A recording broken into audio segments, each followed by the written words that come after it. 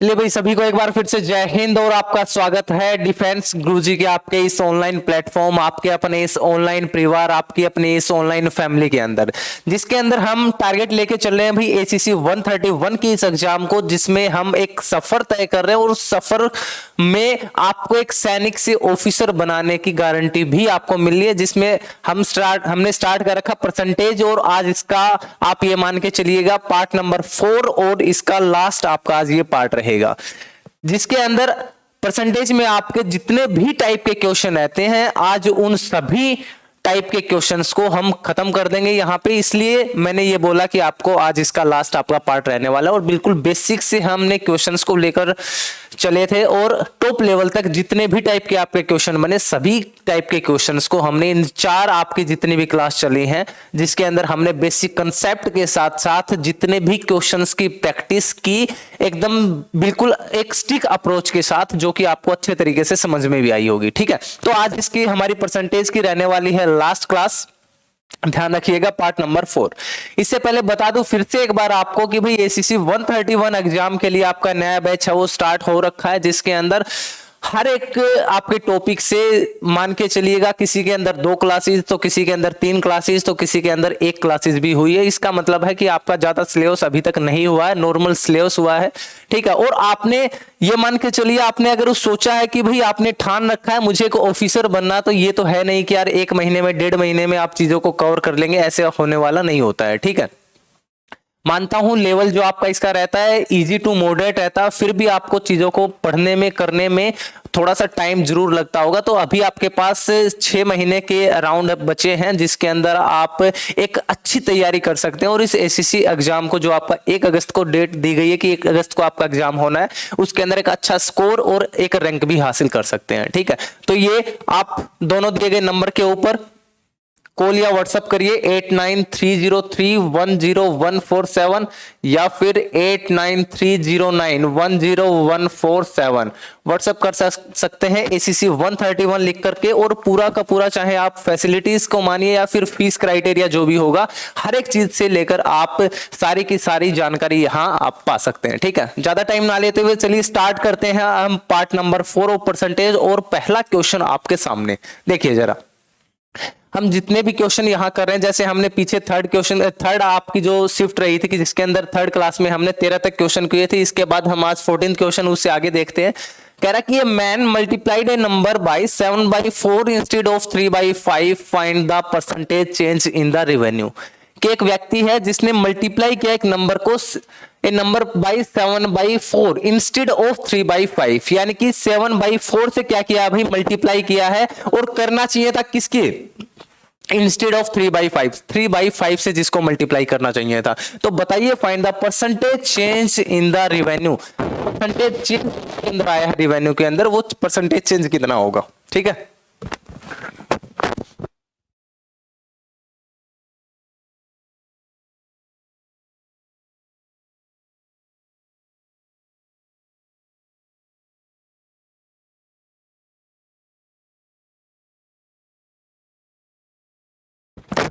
तो ऐसे क्वेश्चन में क्या करते हैं भाई, जो हमारा परसेंटेज एरर जो इसके अंदर आया होगा सबसे पहले उस एरर को निकालते हैं। क्या कहा है कि a man multiply A number by 7/4 instead of 3/5, कि 3/5 से क्या करना चाहिए था, एक नंबर को मल्टीप्लाई करना चाहिए था, बट इसने कर दिया कितने से भाई 7/4। तो भाई जो परसेंटेज इसके अंदर आपका एरर होगा वो क्या होगा कि 3/5 माइनस में 7/4, ये क्या आएगा इसका परसेंटेज जो एरर है। और अपॉन में क्या रखेंगे भाई, हम रखेंगे सर जो आपकी एक्चुअल वैल्यू जिससे मल्टीप्लाई होनी चाहिए थी, बस वो कितनी है 3/5 हो गया क्वेश्चन। परसेंटेज चेंज निकालना है तो परसेंटेज निकालने के लिए मल्टीप्लाई कर देंगे हम किससे, मल्टीप्लाई बाई 100 और आपका क्वेश्चन आपके सामने होगा।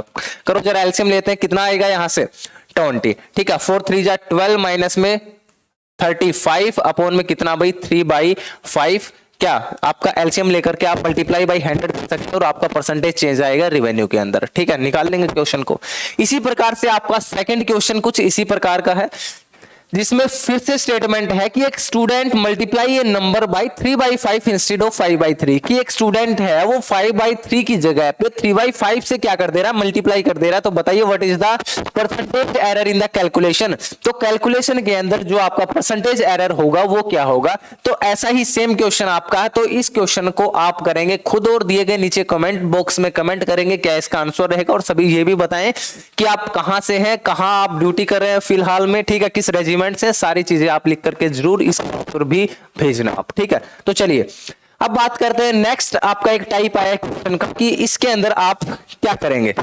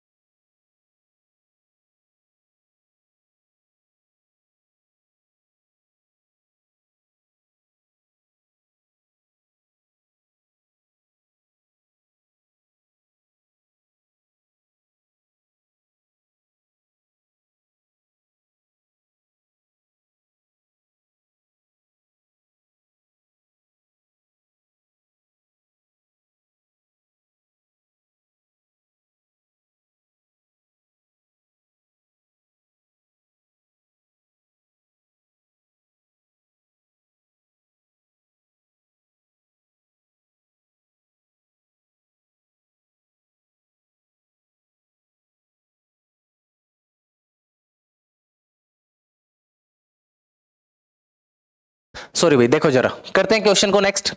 Can in an examination a student got 32% marks and failed by 4 marks. कि एक एग्जामिनेशन के अंदर एक स्टूडेंट को क्या होता है कि भाई 32% मार्क्स मिलते हैं बट वो फिर भी फेल हो जाता है बाई 4 मार्क्स। अगर उसको 4 नंबर और मिल जाते तो वो क्या होता भाई, पास हो जाता, ठीक है। वाइल एन अनदर स्टूडेंट, एक अलग से कोई दूसरा स्टूडेंट है जिसको गोट 35%, जिसको 35% मार्क्स मिलते हैं and got 5 marks more than pass marks, और वह क्या हो जाता है भाई, उसको पासिंग मार्क्स से 5 नंबर, कितने नंबर भाई, 5 मार्क्स जो है वो मिलते हैं ज्यादा। देन बताइए find the maximum marks in the examination. तो एग्जामिनेशन के अंदर मैक्सिमम जो मार्क्स हैं वो कितने थे, ये आपका क्वेश्चन है, ठीक है। करते हैं, देखो इसकी अप्रोच क्या होगी, सीधा सीधा क्वेश्चन हम करेंगे कि भाई अगर एक स्टूडेंट है उसको मिलते हैं 32% मार्क्स बट फिर भी वो क्या हो जाता है, 4 मार्क्स से फेल हो जाता है। तो इसको पास करने के लिए हम क्या करेंगे, 32% के अंदर कितने नंबर हम ऐड कर देंगे भाई, 4 नंबर हमने क्या कर दिए, ऐड कर दिए। तो बताओ ये पास होगा कि नहीं होगा, आप कहेंगे हाँ सर। सेकंड, एक ऐसा स्टूडेंट है जिसको 35% मार्क्स जो है कि ऑब्टेन होते हैं और फिर भी वो क्या होता है, उसको 5 नंबर पासिंग मार्क्स से ज्यादा मिलते हैं। यानी कि इसमें से अगर हम 5 मार्क्स को क्या कर दे, घटा दे, माइनस कर दे, सब्ट्रैक्ट कर दे, तो आप कहेंगे सर ये दोनों जो मार्क्स होंगे वो क्या होंगे, आपके पासिंग मार्क्स। और पासिंग मार्क्स हमेशा क्या होते हैं, आपस में इक्वल होते हैं। बस परसेंटेज को एक तरफ रखेंगे और जो भी इससे अलग यूनिट है उसको रखेंगे एक तरफ। 4 इधर माइनस का 5 इधर आके प्लस का 5, तो 4 + 5 क्या होगा, 9 के इक्वल। और 35% माइनस का 32% किसके इक्वल होगा भाई, 3% के। यहां से निकालेंगे अगर 1% की वैल्यू कितनी आएगी, 3। और आपको निकालना पर कितना, जो आपके हाईएस्ट मार्क्स जो होंगे, मैक्सिमम मार्क्स जो होंगे, तो 100% की वैल्यू क्या होगी, 3 × में 100 कितना आएगा भाई, 300। तो आप कह देंगे यहां से सर हमने निकाला कि ऑप्शन नंबर 3 जो 3 है वो क्या होगा, इसका बिल्कुल आपका राइट ऑप्शन होगा, ठीक है। कि आपका जो 100% जो मार्क्स होंगे, मैक्सिमम जो मार्क्स होंगे वो कितने होंगे, यहां से 300 कितने होंगे भाई, 300। तो ऐसे क्वेश्चन अगर आपके सामने आते हैं तो बहुत अच्छे तरीके से आप इनको कर पाएंगे, ठीक है। चलिए आगे बात करते हैं सेकंड क्वेश्चन के ऊपर। देखो जरा, इसके बाद एक ऐसा क्वेश्चन आता है जो कि आपका क्वेश्चन एसएससी के एग्जाम में अच्छे से पूछा जाता है और बहुत बार पूछा भी गया है, ठीक है ना। और आसान सा क्वेश्चन है, कोई ऐसा क्वेश्चन ये नहीं है कि आप इस क्वेश्चन को ना भी कर पाए। क्या कि 2 number are respectively 20% and 50% of a third number, अब what percentage the first number of the second. कि 2 नंबर्स हैं वो अलग अलग से क्या है, 20% and 50% of a third number. कि थर्ड नंबर के एक नंबर जो है वो तो 20% है और दूसरा जो नंबर है वो कितना है, 50% है। तो बताइए what percent the first number of the second. तो पहला जो नंबर होगा सेकंड नंबर के कितने परसेंट होगा। बहुत आसान सा क्वेश्चन बनेगा। देखो जरा, ऐसा ही एक क्वेश्चन होगा जो आप खुद से करके देखेंगे, उसके लिए आपको टाइम भी दिया जाएगा, ठीक है। देखो जरा, मान लो 3 नंबर मैंने यहां पे लिखो सर फर्स्ट, सेकंड और थर्ड, तीन नंबर क्या है आपके पास है, जिसमें से थर्ड नंबर मान के चलिए हमारे पास है ही नहीं, तो हम उसको मान लेते हैं कि सर थर्ड जो नंबर है वो कितना है, 100 है। थर्ड जो नंबर है वो कितना भाई यहां से 100 आया सर, तो बताइएगा क्वेश्चन। अगर थर्ड नंबर 100, पहला क्या है 20% ऑफ थर्ड नंबर, तो इसका 100 का 20% कितना होगा 20, और 100 का 50% कितना होगा भाई 50 होगा। बस तीनों नंबर हमारे सामने हैं, क्या निकालना कि what percent of the first और नंबर टू द सेकंड। तो फर्स्ट नंबर जो है वो 20 जो है वो सेकंड नंबर का 50 का कितना परसेंट है, बस निकल गया क्वेश्चन। कितने से 2 से, 20 इंटू में 2 कितना होगा सर 40%। क्या होगा 20 इंटू में 2 40%। टिक करिए जरा ऑप्शन नंबर 4 को कि भाई अगर रेशियो पूछा जाए कि फर्स्ट नंबर जो है सेकंड नंबर के कितने परसेंट है, तो आप कहेंगे सर 40% होगा। कितने परसेंट होगा भाई 40% इसका आंसर होगा। ठीक है, अच्छे से करेंगे क्वेश्चन को। चलिए आगे बढ़ते हैं और देखते हैं नेक्स्ट कुछ क्वेश्चन को। देखो जरा, ये भी कुछ ऐसा ही क्वेश्चन है जिसमें आपका थर्ड परसेंट नहीं दिया गया था, उसको मान करके हमने फर्स्ट और सेकंड जो आपके नंबर निकाले थे, सेम उसी प्रकार से ये भी है। ठीक है ना, इसमें क्या फर्स्ट और सेकंड जो लेस दिए गए थर्ड नंबर से कि भाई थर्ड नंबर से इतने परसेंट कम है, तो बताइए what percent is the first of the second. तो फर्स्ट जो है सेकंड का कितना परसेंट होगा, ये क्वेश्चन आपके लिए है। आप करेंगे इस क्वेश्चन को, आपके पास है करने को 1 मिनट, जल्दी से 1 मिनट के अंदर क्वेश्चन को मुझे करके दिखाएं भाई सर।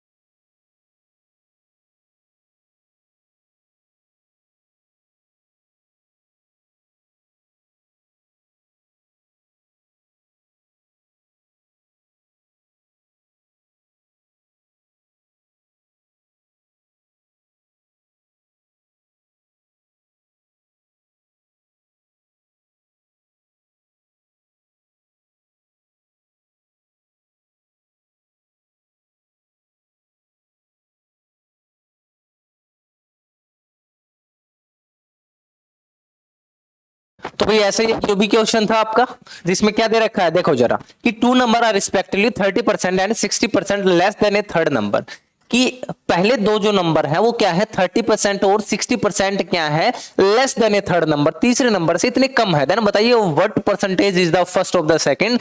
तो फर्स्ट जो नंबर होगा आपका सेकंड के कितने परसेंट होगा, ऐसा आपका क्वेश्चन दिया गया है। तो चलिए करते हैं फिर तो वही काम करेंगे, तीनों नंबर हम यहां रख लेते हैं, फर्स्ट सेकंड और थर्ड। मान लो थर्ड नंबर हमारे पास नहीं है, तो कैलकुलेशन को इजी करने के लिए हमने मान लिया कि सर थर्ड जो नंबर होगा वो कितना है 100 गिवन है। ठीक है, कितना गिवन है भाई 100 गिवन है सर। तो पहला नंबर 30% और 60% ये क्या है रिस्पेक्टिवली कम है थर्ड नंबर से। तो मान लो अगर ये 100 है, तो अगर 100 का 30% कम करे तो का 30% का मतलब कितना होगा 30। तो 100 के अंदर से 30 अगर कम करेंगे तो आप कहेंगे सर ये जो नंबर होगा वो कितना होगा 70 होगा। उसी प्रकार 60% लेस देन 60% कम है 100 से, इसका मतलब 100 में से 60% अगर इसका माइनस करोगे तो कितना होगा 40। तो ये कितना होगा भाई 40 हो जाएगा यहां से, ये कितना होगा यहां से 40 हो जाएगा। तो आपके पास जो नंबर दिए गए हैं तीनों नंबर आपके पास आ गए। तो बताइए जरा कि पहला जो नंबर है फर्स्ट जो नंबर है वो सेकंड नंबर का कितने परसेंट होगा। बस हो गया क्वेश्चन, 0 से 0, 2 से काटोगे जरा, 2 दूनी 4, 2 से 5 और 2 से इसको काटो 35।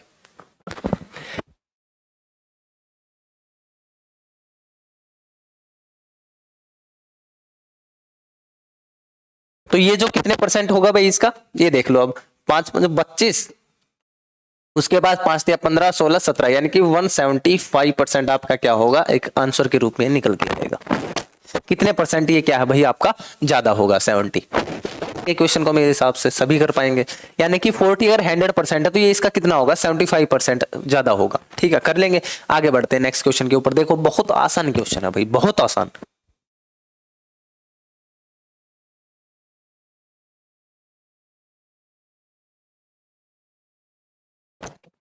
इसमें क्या है, एक रेशियो के रूप में हमारा क्वेश्चन निकल के आया है। कह रहा है कि भाई the ratio of number of a male to that of female in a village, कि एक विलेज के अंदर मेल और फीमेल जो है उनका जो रेशियो वो 3:2 गिवन है।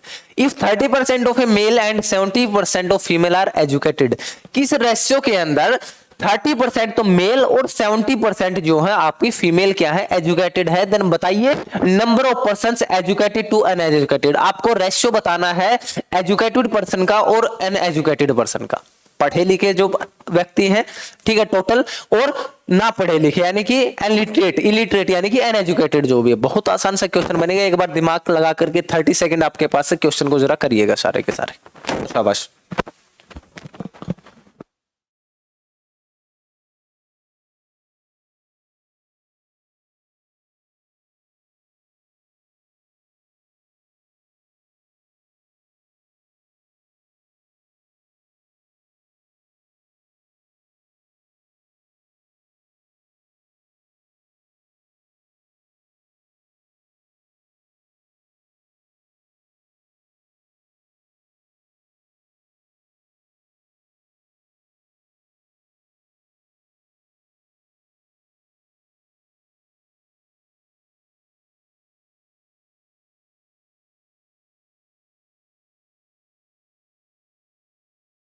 चलो देखो, कह रहा है कि नंबर ऑफ मेल्स और फीमेल जो है, मेल और फीमेल का रेशियो जो दिया गया है वो 3 कितना है 2 है। वो कितना रेशियो दिया गया भाई 3:2, कि मेल जो है 3 है और फीमेल कितना भाई 2। इसको कल और इजी बनाने के लिए, क्योंकि हमें निकालना है इनका 30% और 70%, तो मान लेते हैं ये कितने भाई 300 और ये कितने हैं 200 है। एक जस्ट ओवरव्यू के लिए और इजी करने के लिए कैलकुलेशन को हमने मान लिया मेल जो है वो 300 और फीमेल कितने भाई यहां से 200 आपके हैं। ठीक है, इफ द 30% ऑफ मेल, तो 300 का अगर आप 30% निकालेंगे तो 30% कितना होगा, तो इसका 30% आप कहेंगे सर 300 का 10% 30 होगा, तो 30% कितना होगा 90। अब आगे, एंड 70% ऑफ फीमेल, और इसका 70% अगर आप निकाल रहे हो तो 70% कितना होगा, 7 2 जा 14 यानी कि 140। यानी कि कुल मिलाकर के मेल और फीमेल जो कि एजुकेटेड है, जो कि आपकी क्या है एजुकेटेड है, वो आपकी आ गई है ये क्या है जो मेल और फीमेल एजुकेटेड है। कितने, 9 4 13 यानी कि 230।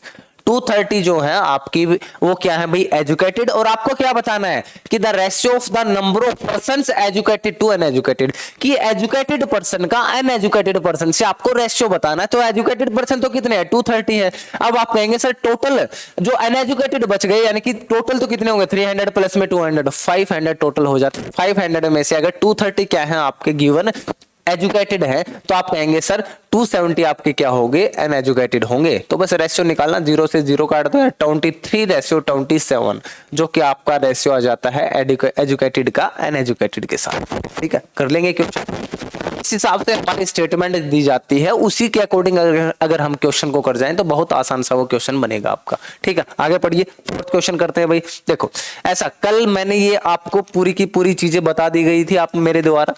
थर्ड जो हमारा वीडियो था उसके अंदर हम इन्हें सभी चीजों के बारे में पढ़ा था कि अगर इंक्रीज या फिर डिक्रीज होता है सेम नंबर से तो आप क्या करेंगे, उसका स्क्वायर करके अपॉन में 100 कर देंगे, आपका क्या जाता है वो डिक्रीज होगा हमेशा परसेंटेज चेंज। अगर एक बार इंक्रीज हो जाता है एक बार डिक्रीज हो जाता है, आपका रेशियो कुछ इस प्रकार से बनेगा। अगर दोनों बार इंक्रीज हो जाता है तो दोनों के अंदर आपका रेशियो जो आएगा परसेंटेज चेंज के अंदर वो कुछ इस तरीके से आएगा कि आप उन दोनों को क्या करेंगे भाई प्लस करेंगे। ठीक है, जैसे देखो आपका क्वेश्चन गिवन है कि if a salary is increased by 10% and then decreased by 10%, अगर ए की जो सैलरी है 10% पहले तो इंक्रीज की जाती है और फिर डिक्रीज की जाती है, देन चेंज इन सैलरी, तो उसकी सैलरी के अंदर जो चेंज होगा वो क्या होगा। और ध्यान रखिएगा इसके अंदर अगर दिया गया होता आपका इंक्रीज ही तो आप प्लस करते, अगर इंक्रीज और माइनस यानी कि अगर सेम नंबर हो, इंक्रीज और डिक्रीज आपका दे रखा हो बिल्कुल सेम नंबर से, तो आपको क्या करना है, आपको करना जस्ट जो बताया गया था कि एक्स स्क्वायर अपॉन में 100, ये क्या होगा भाई हमेशा डिक्रीज होगा। डिक्रीज के लिए लगा देते हैं माइनस का निशान। तो आप कहेंगे सर 10% दे रखा, तो 10 का क्या करेंगे स्क्वायर, 10 का स्क्वायर अपॉन में 100 कितना होगा 100 अपॉन में 100 आया, इसका मतलब 1, और 1% क्या होगा भाई, ये आएगा आपका डिक्रीज, 1% आपका क्या होगा डिक्रीज होगा। ठीक है, क्वेश्चन कर देंगे सर कहाँ आया सब, ये रहा 1% ऑफ डिक्रीज, यानी कि 1% का यहां पर आपका क्या होगा भाई डिक्रीमेंट होगा, डिक्रीज होगा। ठीक है, कर देंगे क्वेश्चन को आगे बढ़, क्वेश्चन के ऊपर देखेंगे जरा क्या दे रखा है। The ratio of two number is 4:5, दो नंबर का रेशियो आपके सामने दिया गया 4:5 when the first is increase by 20% and the second is decrease by 20% then the ratio of resulting number is, तो उस रिजल्टिंग नंबर का जो आपका रेशियो होगा वो रेशियो क्या होगा, देखो जरा क्वेश्चन करो भाई एक बार। अगर ये अलग अलग से आपका होता जिसके अंदर आपका रेशियो गिवन ना हो के सिंपल दिया जाता कि भाई सबसे पहले तो इंक्रीज हो जाता भाई 20%, उसके बाद डिक्रीज होता था 20%, तो क्या करते सीधा सीधा 20 और 20 यानी कि सेम नंबर है, यानी कि 4 का आपका डिक्रीज होता, कितने का डिक्रीज होता भाई 4। बट अब क्या है हमारे पास दो नंबर का रेशियो 4:5, अब अगर हमें निकाला 20%, तो अब आप क्या करेंगे, मान लो भाई आप इनको मान लेंगे सर एक नंबर 40 है और एक 50 है, कोई दिक्कत नहीं होगी यहां तक किसी को भी।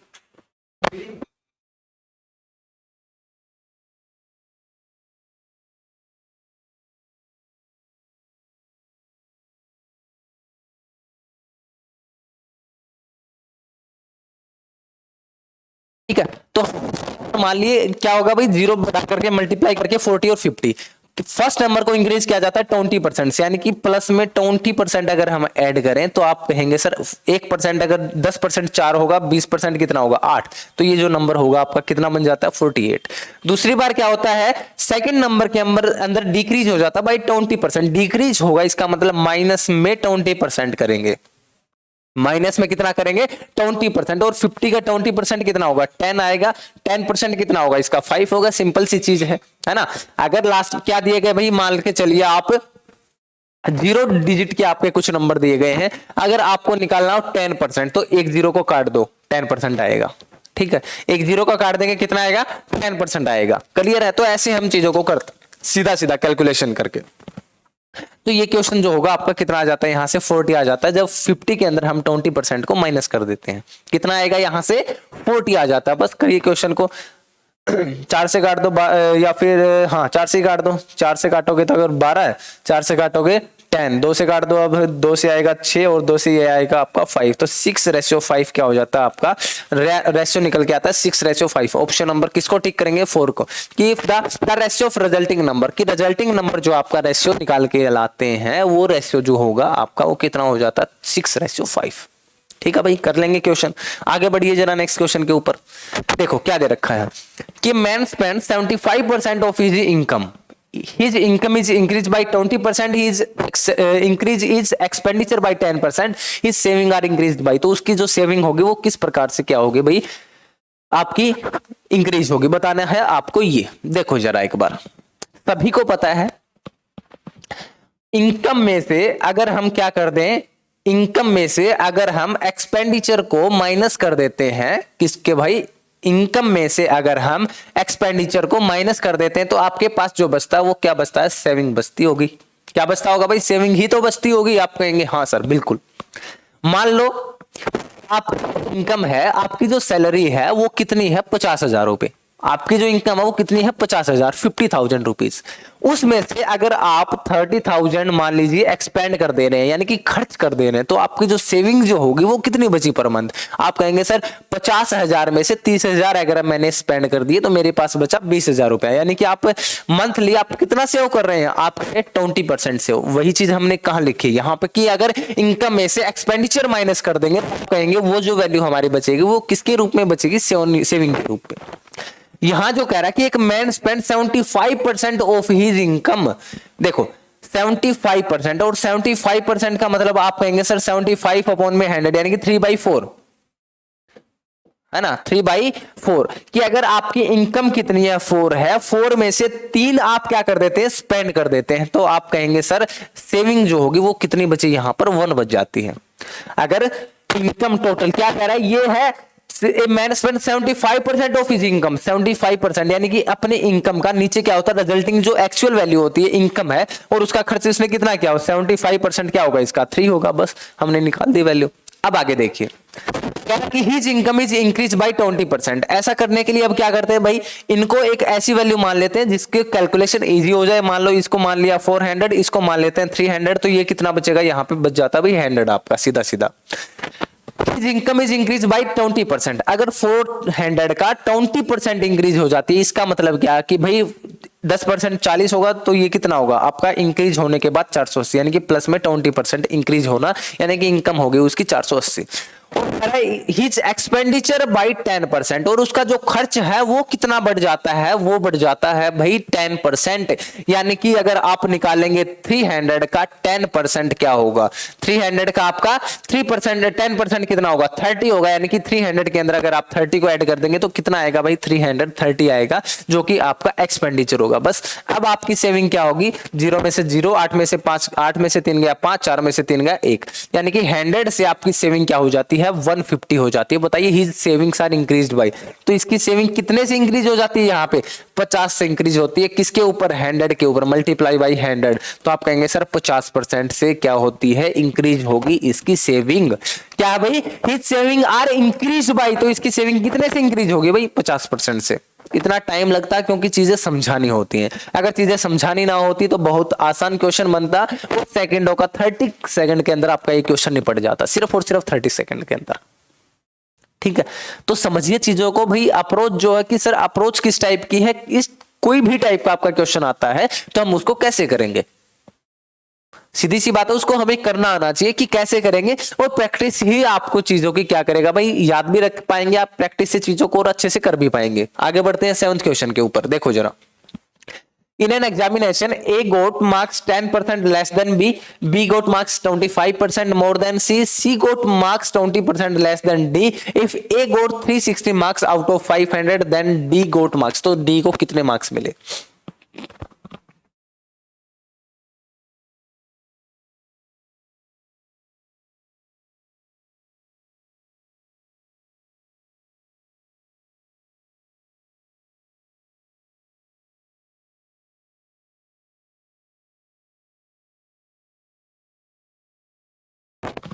कुल मिलाकर के 4 है member, A B C and D. कह रहा है if A got 360 marks, A को नंबर मिलते हैं कितने 360। अब आगे पढ़िए, in an examination A got marks 10% less than B, B got marks 25% more than C, C got marks 20% less than D. मान लो एक बार, चलिए ये भी 360 मत करो, मान लो डी के जो मार्क्स है वो कितने हैं 100 है, डी के जो मार्क्स हमने माने हैं वो कितने हैं भाई 100।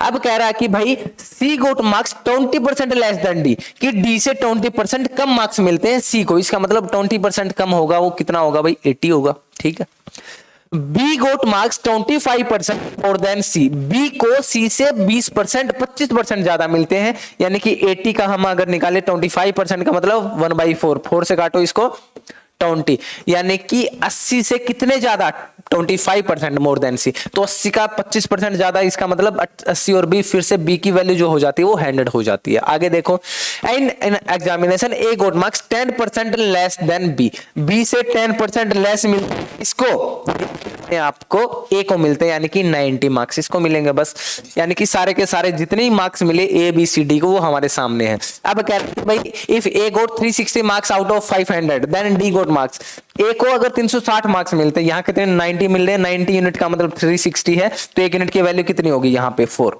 क्या निकालना आपको, निकालने हैं कि डी को कितने मिलेंगे, तो डी की वैल्यू क्या भाई 100 है, और 1 यूनिट की वैल्यू 4 है, तो 100 यूनिट की वैल्यू कितनी होगी भाई 400 यूनिट, कितनी होगी 400 मार्क्स जो होंगे आपको किसको मिलेंगे, डी को मिलेंगे। इतने अगर आसान से इजी क्वेश्चन आते हैं जो कि अगर यार आप स्टेटमेंट से करने जाओ उन क्वेश्चन को, स्टेटमेंट से भी आसानी से कर दोगे। ठीक है, सीधा सीधा बस शर्त ये कि आप उन अप्रोचेज को जान पाए, उन अप्रोचेज को कि कैसे ये चीजें आखिरकार आपकी होंगी। ठीक है, चलिए आगे बढ़ते हैं नेक्स्ट क्वेश्चन के ऊपर।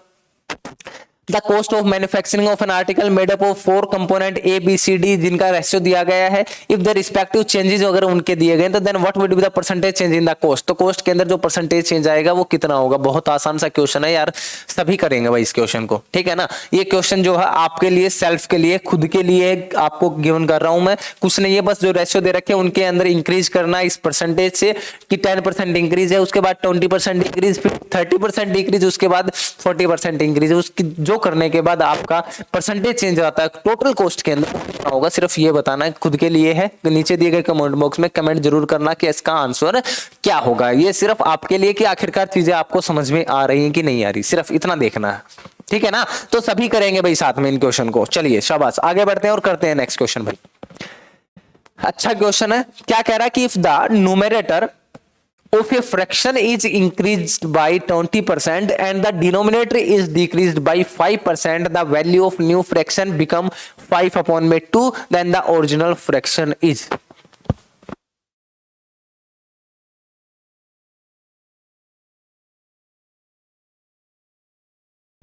देखो भाई, मान लो हमारे पास एक फ्रैक्शन जो गिवन है वो है x अपॉन में y। अब क्या कहता है, सबको पता है कि सर फ्रैक्शन के अंदर ये आपका न्यूमरेटर होता है और ये क्या होता है भाई, डिनोमिनेटर। एक न्यूमरेटर एक डिनोमिनेटर होता है। सबसे पहले कहता है कि the numerator of a fraction is increase by 20%। अगर न्यूमरेटर को 20% से इंक्रीज कर दिया जाए, कोई भी वैल्यू जो आपकी होती है वो अपने आप की होती है 100%। तो 100% में अगर 20% इंक्रीज करेंगे, इसका मतलब आपने कितना इंक्रीज किया, 120%। कितना इंक्रीज किया, टोटल 120%। और डिनोमिनेटर इज डिक्रीज बाई 5%।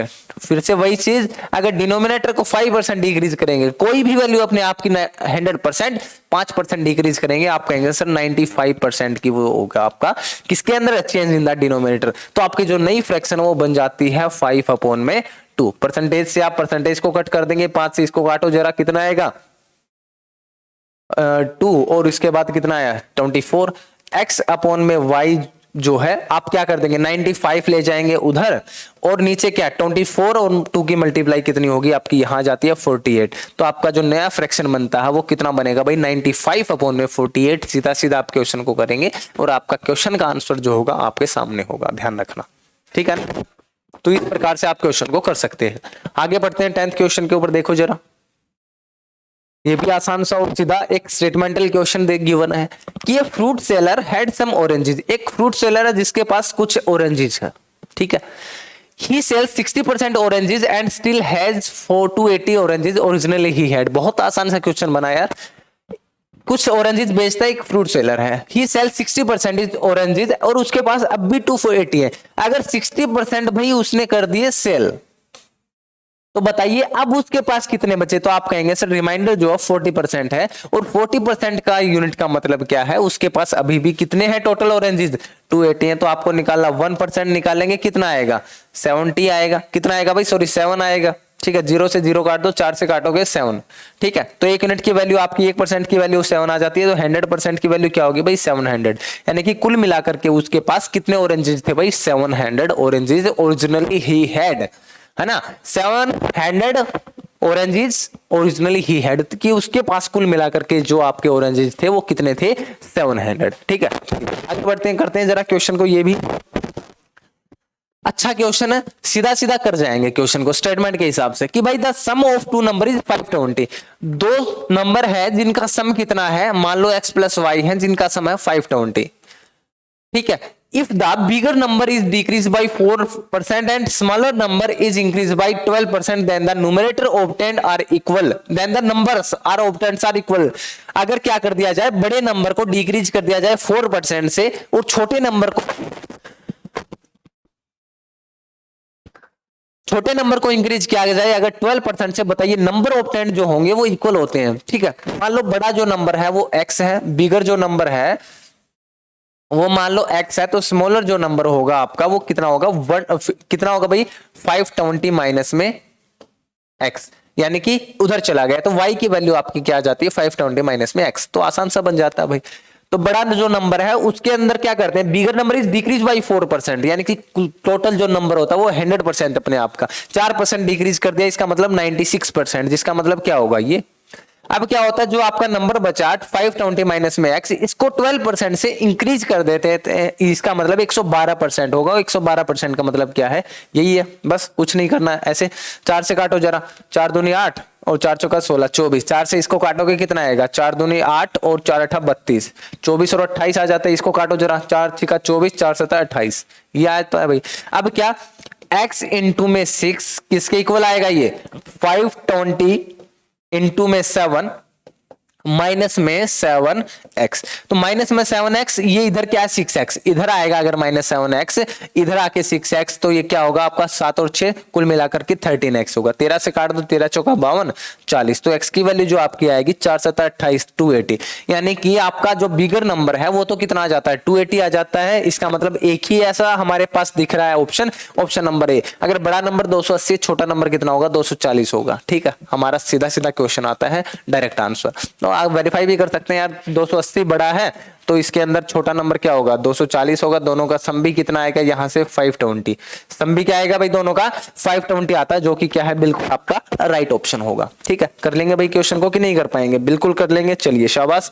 और आज का लास्ट क्वेश्चन आपके सामने, और लास्ट क्वेश्चन जो है आज आप खुद करेंगे, जो कि 2 से 3 क्वेश्चन मैंने आपको दिए हैं, सारे क्वेश्चन आप खुद करेंगे, जिनसे आपको पता भी चलेगा कि आपका ये परसेंटेज का जो हमारा चैप्टर रहा वो आपको कितना समझ में आया और कितना नहीं आया। ठीक है, और जो भी आपके डाउट यहाँ पे आए हैं उन डाउट जरूर बताना मुझे कि कौन से डाउट हैं, एक बार कमेंट करके जरूर बताना, क्योंकि चीजों के बारे में अगर यार आप जागरूक नहीं होंगे उन चीजों को ज्यादा कर नहीं पाएंगे। ठीक है, तो जो भी आपके डाउट रहते हैं उन डाउट सेशन को कमेंट बॉक्स में जरूर दिया करो, ताकि हम देख भी ले कि क्या आप उनके डाउट हैं, आपके कैसे क्वेश्चनों के अंदर डाउट आ रहे हैं, उनका हम और अच्छे से कर पाए। ठीक है, बाकी मैंने कोई भी ऐसी टाइप नहीं छोड़ी है जो कि आपके एग्जाम में आने वाली है और आप हमने कराई ना हो। ठीक है, क्योंकि इसके अंदर आपके स्टेटमेंट और क्वेश्चन बहुत कम देखने को मिलते हैं, ज्यादा नॉर्मल सा कैलकुलेटिव क्वेश्चन आता है जो कि आप सीधा सीधा कर पाएंगे, ना कि एक स्टेटमेंट के रूप में वो चीजें होंगी। ठीक है, तो ध्यान रखना भाई, एसीसी 131 को लेकर के, एग्जाम को लेकर के हमारा जो नया बैच है वो स्टार्ट हो चुका है।